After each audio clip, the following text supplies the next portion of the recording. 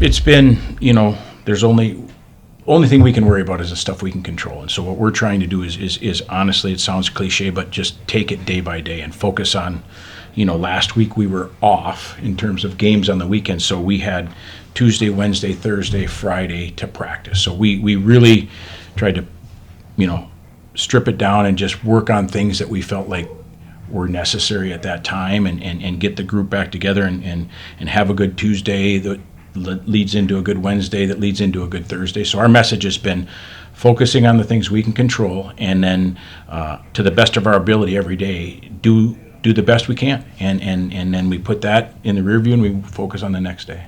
What was the first day of practice like back for you, and then the Western Michigan game at home? Just being with the team and everything. It was unique for sure. For me, I'd never been in that position. It was. I don't want to say I was nervous, but I wasn't. I'd never been gone for an extended period of time and then jump back in. So it was definitely not like any practice I'd been in before. But it was great to be around the players because that's as rewarding of a part as there is to be around the players and the staff and things like that. So I was certainly grateful to be back. The fact that there were about 5,000 fans here for that game too. What does that mean to you? We said to the players in the pregame meeting. So I got back on Thursday. So I had Thursday practice and then Friday morning pregame skate and then the game. And we said in our pregame meeting at 4:15, hey, it's Friday night in Ohio. There's high school football. We're not really sure what the crowd is going to be, and we may have to create our own energy. But the fans, as you know, they love hockey in Bowling Green, and I thought it was a great statement from our fans to support this group of kids. Like for them to come out how they came out, the student section was great. The reserve seating was great. So for our guys to have that kind of a crowd last Friday was good because that's when in the recruiting process for the new guys, that's what we talked to them about, how great it is to play games at Slater Family Arena and how well we're supported. And then for our returning guys, that's what they're used to. So it was really neat to see. And then just what are just maybe the main steps that the coaching staff, players, just the program as a whole is taking to make sure something like this doesn't happen again? I can't really speak to that because again the process is still ongoing. What I can tell you is similar to what I said earlier. With the group of players that are here right now, what we're focused on is every day, and we know what this group is capable of. On the ice, in the classroom, in the community, and we're going to continue to push them to do what they've done before. And then when the process is over, I'm sure there will be a lot of time for reflecting, a lot of time for how do we move forward here. That's the best way I can put it. Next question. You have one special teams unit, the penalty kill, almost perfect. I think it's 13 for 14, and then you have the power play that's been really struggling, only having 2 power play goals in the season. How do you kind of tell your team to either, one unit you're doing phenomenal and the other unit you kind of struggle? Yeah, the penalty kill has done a great job. I didn't. The 2 games I saw from start to finish were the Western games. The other games I wasn't able to watch from start to finish.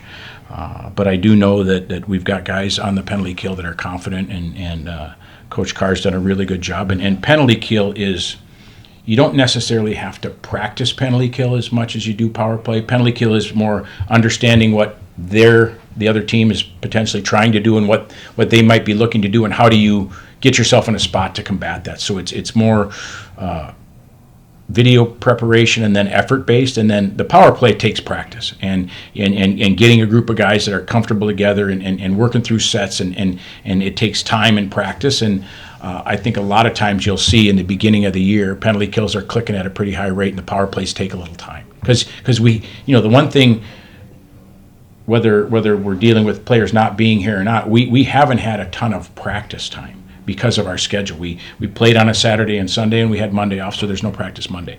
Then we played on a Saturday, Sunday again, and then we traveled to Augustana, which is a full day.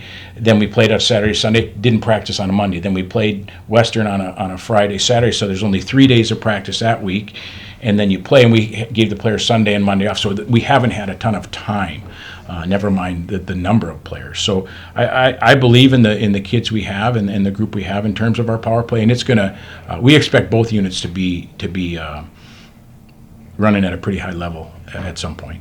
Yeah, and then with the goalie situation, you have two great starting goalies, especially in CCHA around the nation. How hard is it to make that decision who's in net every night with Moore kind of stepping up and having some big. Yeah, there's no question Cole was put into a difficult spot, and he responded. He was one of the guys in that Western Series that was definitely a part of the solution and giving us an opportunity.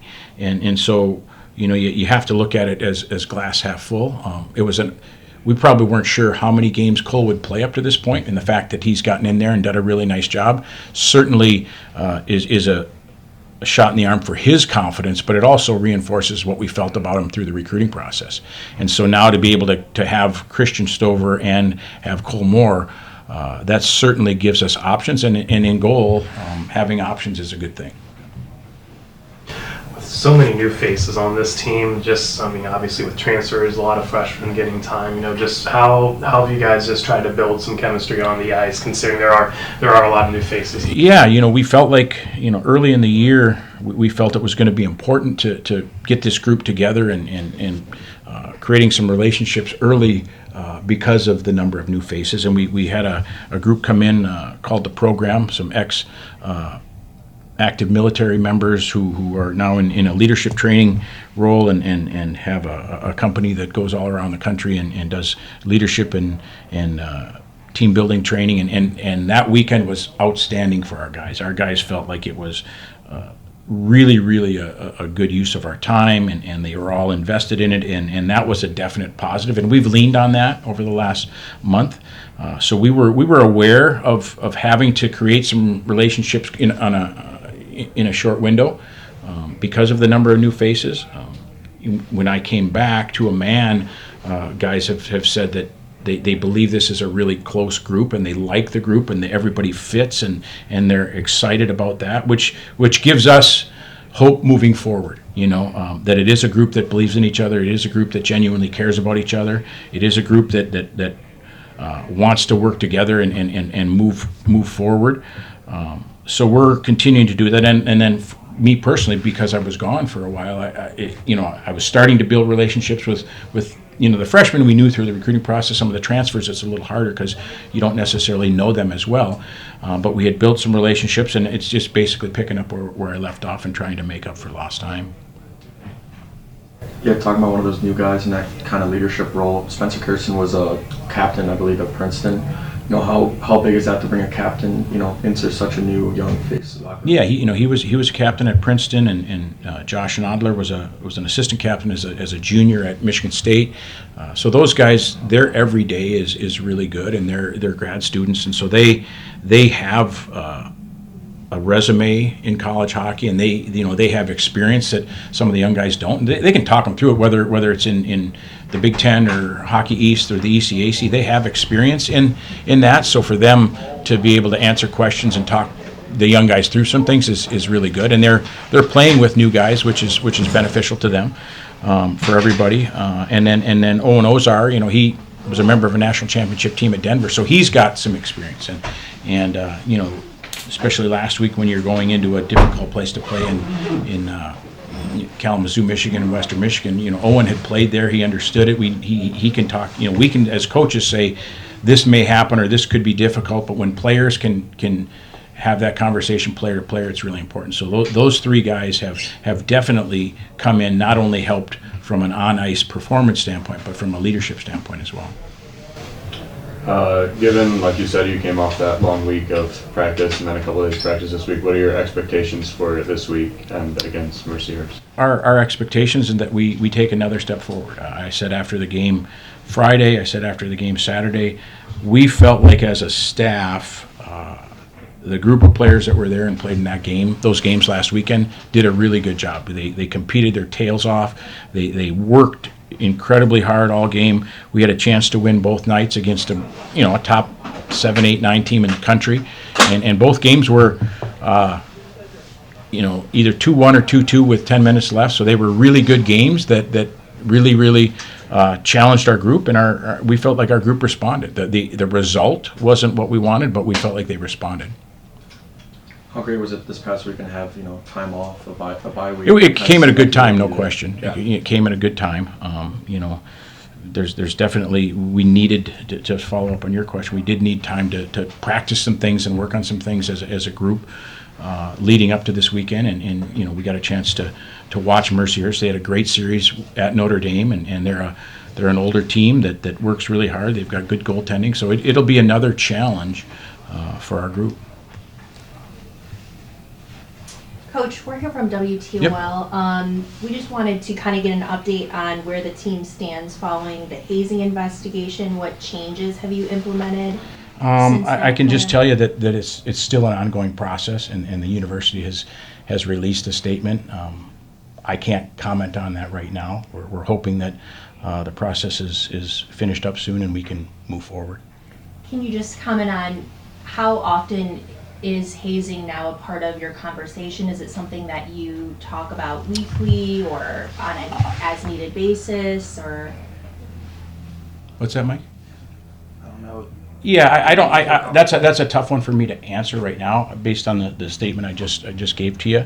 I do know that it's a serious thing, and we don't downplay that or run from that at all. But I mean, right now the process is still in place, so I really can't make any comments. Yeah. Just one more. How are you feeling being back with the team after the results of the investigation?